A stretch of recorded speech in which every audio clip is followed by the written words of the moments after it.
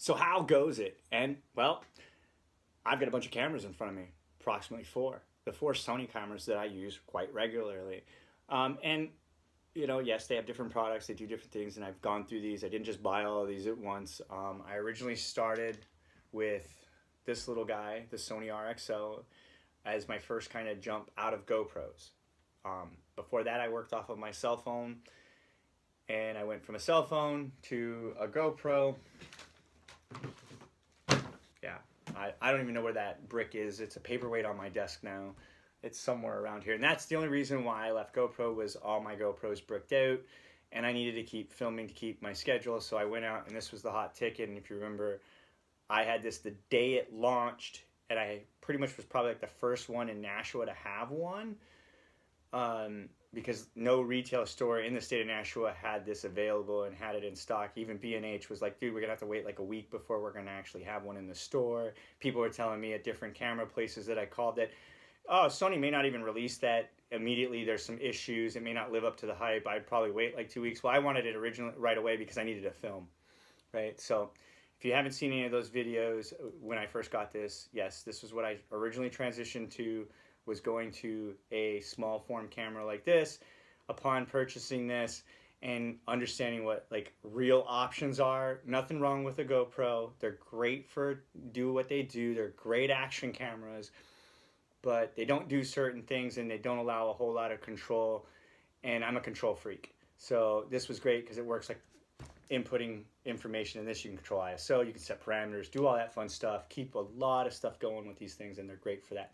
So we're going to compare this guy with the 63, which is the camera that I originally started my photography business with because I wanted to get out and take pictures, and my fiance and I started together, and I had gotten this camera first, and she wasn't sure if she wanted to take on photography, so we bought a little rinky-dink camera, which, if you guys, sorry for that, but this was the rinky-dink Sony camera that we bought.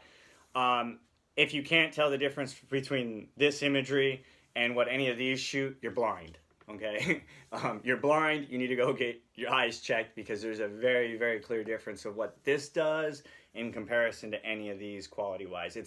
I'm filming with my iPhone right now, and the quality is that bad. That's why I've never really used this, but this is great for just taking photos. The video quality is poor in this. The photo quality is fairly decent for an entry level, and it was really for her to decide if she wanted to pursue photography and get into it. And long story short, the camera bug bit us both hardcore. Within 2 months, I outgrew this. I bought a gimbal for it, and then I did some homework and discovered that this has, the built-in in-body stabilization, and this mounted on a cryosane and this handheld, and being mindful of it. Like, I'm not filming like this obviously, but I'm being mindful and trying to be smooth as if you're mindful with your gimbal and trying to be smooth. You can't. The in-body stabilization, this surpasses this on a cryosane, the crane, whatever. It's a freaking closed box in my corner of my room that I don't use, because if you think you need a gimbal to film stuff, you're fucking lazy, right? You're fucking lazy. Get over yourself. You don't need a gimbal to film stuff unless you're like trying to film in a car or you're running. And even then, you shouldn't be running with a gimbal and trying to get a steady shot. The in-body stabilization with this does fairly well when I'm running. The stabilization in this when I'm running is superb, right? But, so back on track here. We're going to go into, now we had the 63, which then I went out and purchased the 65. And this has been my primary camera for up until about 2 weeks ago, right? And I got a super deal on this setup. By super deal, everything you see here, including the 2 batteries inside here and the extra battery that I have up there, cost me less than what the camera itself lists MSRP. And yeah, go to Best Buy, pay attention to the trade-in deals. You can finagle a wonderful deal if you're smart. Or, courtesy of Andrew, who works at Best Buy. Thanks again, Andrew, for reminding me that you do these trade-ins every now and then, and when you're in the market for a camera, check at the end of the month to see if there's a trade-in deal that the store is running. I did. Thank you again, Andrew, and those guys at Best Buy for making a sweet deal, because like I said, after I purchased everything and I played the game, yes, if you buy a certain amount of accessories, you get an extra like 3% off, blah, blah, blah. Thank you again, Andrew, for explaining all of that to me in the store so that I could get this at a later date. You weren't there the day I went to go get this. I'm sorry, but I had to have it that day. Other times I would have just waited so that you would at least reap the rewards on the commission or however Best Buy works. But courtesy to Andrew at Best Buy, I was able to get this with the body of knowledge he gave me on how to swing a deal at Best Buy for under its listed MSRP, and I still saved, I think, like 300 bucks. So yeah, body grip, frame. This thing eats batteries. There's 2 of these bad boys. They're 80 bucks a piece. So yeah, pay attention to the deals at Best Buy. Listen to those camera guys. I know I'm always a prick to them because I'm just trying to get what I want. But, you know, give them a listen. They'll give you some sound advice and maybe save you a deal. Thanks again, guys, at Best Buy for that. But now that Best Buy plug is over, and we're on with the show. So, yeah, so I run this. I generally shoot the 65. We're going to do a fair fight. I've already dialed them all in. Well, I didn't. I'm going to have them run on auto photo, and we have a nice little object here, which is my Momo that I'm building.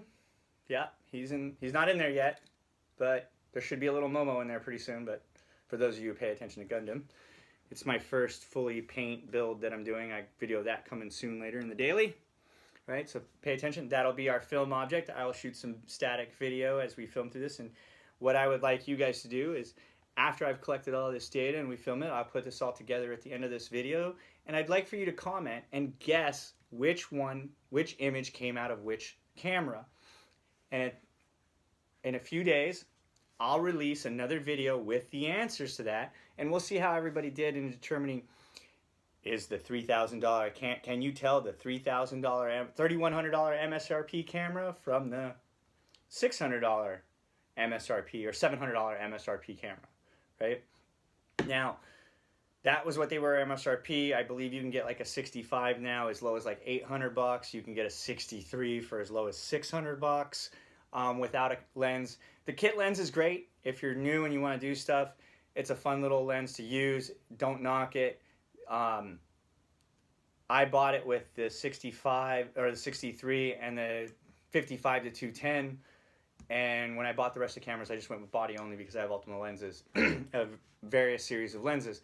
Now, for the lens that we're going to use as the standard, because of the range I have in the room and what we're focusing on, I've decided to go with the Sony, 3.5 30 millimeter macro, right? So this will be the choice lens. Yes, this will crop sensor down, but I don't think you'll notice the difference because everything else is a smaller sensor.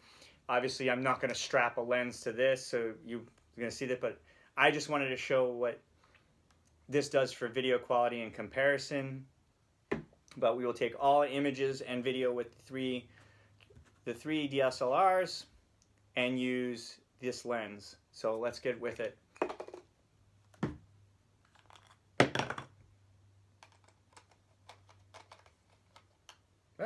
You gotta remember the little white dot lines up with the white dot. Give it a quarter turn. It's gonna lock into place. I've been doing this for 2 years and I still forget to do that. All right, so we got this guy powered up. We're gonna shoot everything we shoot for photos will be shot in auto mode. I'm just gonna let the camera and its computer do the best it can with what's available.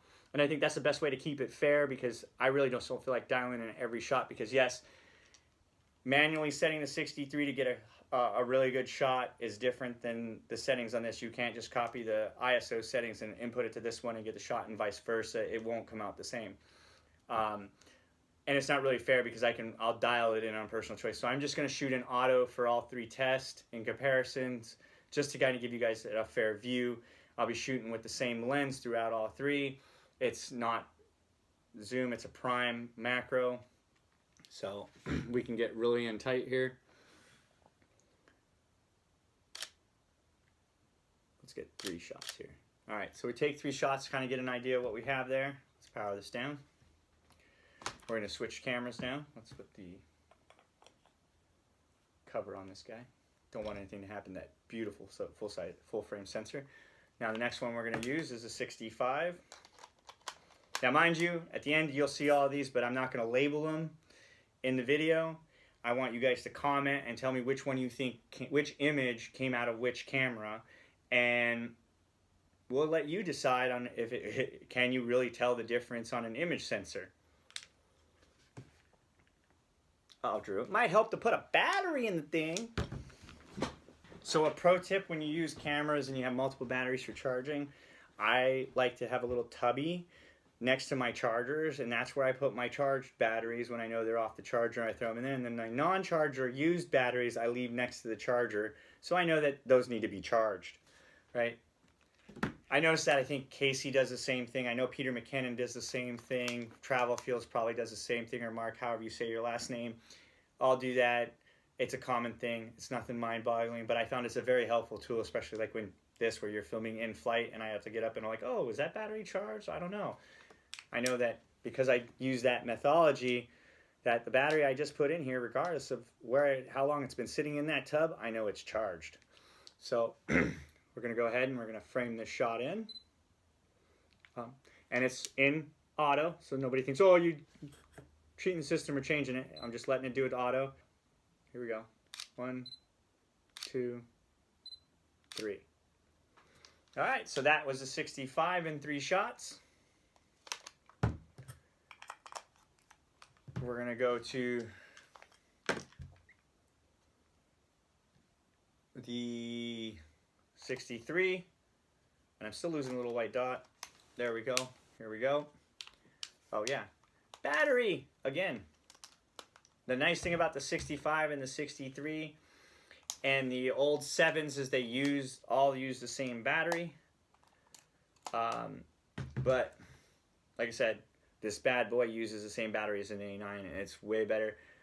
2 batteries in this thing will last me a day and a half shooting and filming and doing what I want to do, which is really handy now because like when I do these long builds for these guys, I don't have to worry about do I have enough juice to finish the segment I want to film in this sitting. The worst thing I found in my worst hobby when I didn't have more of these regular batteries, always have multiple batteries. It's a reason why everybody says to.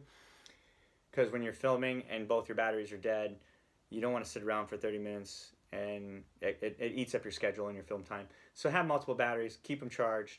You know, it's nice that cameras use the same batteries, and I was originally wanting to hope that they would all use this battery so that I didn't have to buy more batteries, but don't let that be a stopper if you decide you want to get a big boy like this.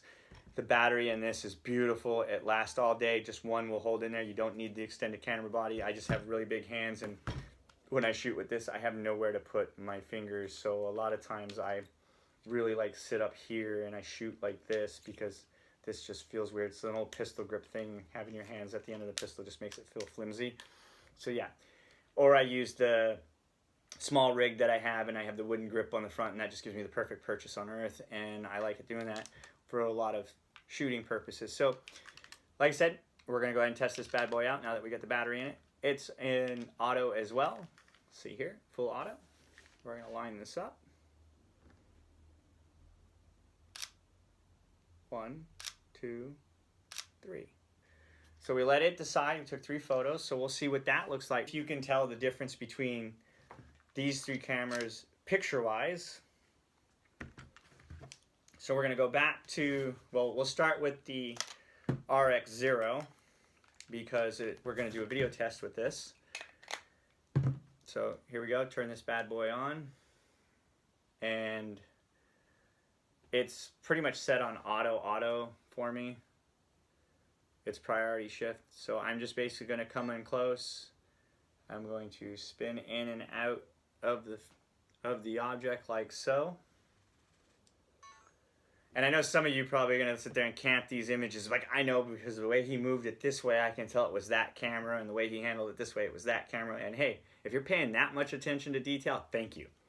All right, so we're going to go right into the R7 III. Why do I say that backwards? It's a 7R3. Dyslexia sucks. All right, here we go. I'm going to put this, I'm going to go ahead and just hit record. And where it's at here, get it in focus, and it's now recording. We're just doing the same thing. Gonna pull in and out, whip around, keep trying to do our best to keep it in frame, let it stay focused here. All right, okay. So there was that one, complete. Pop this guy off. Put the cover back on. We're going to the 65 now.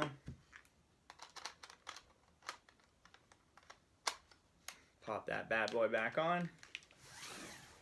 And now that we're in the 60, oh sorry, this is the 63, not the 65. We're gonna drop into record mode here from the auto. Zooming in and out, following it around.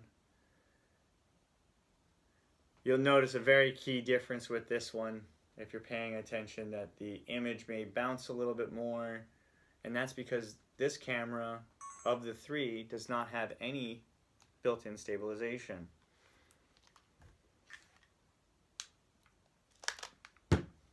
Right, so that was the 63. Onto the 65. Okay, I got that one on the first try this time. All right. Battery.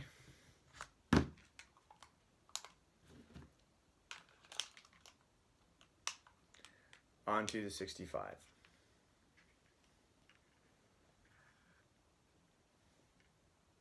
All right, we're going to go into full auto, and we're recording.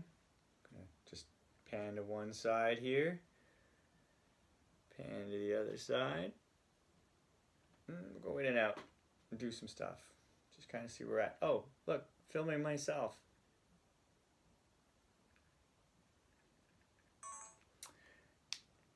Okay, so that was all three cameras in a head-to-head. We're gonna go ahead and pull that footage up. You're gonna see the the photos taken.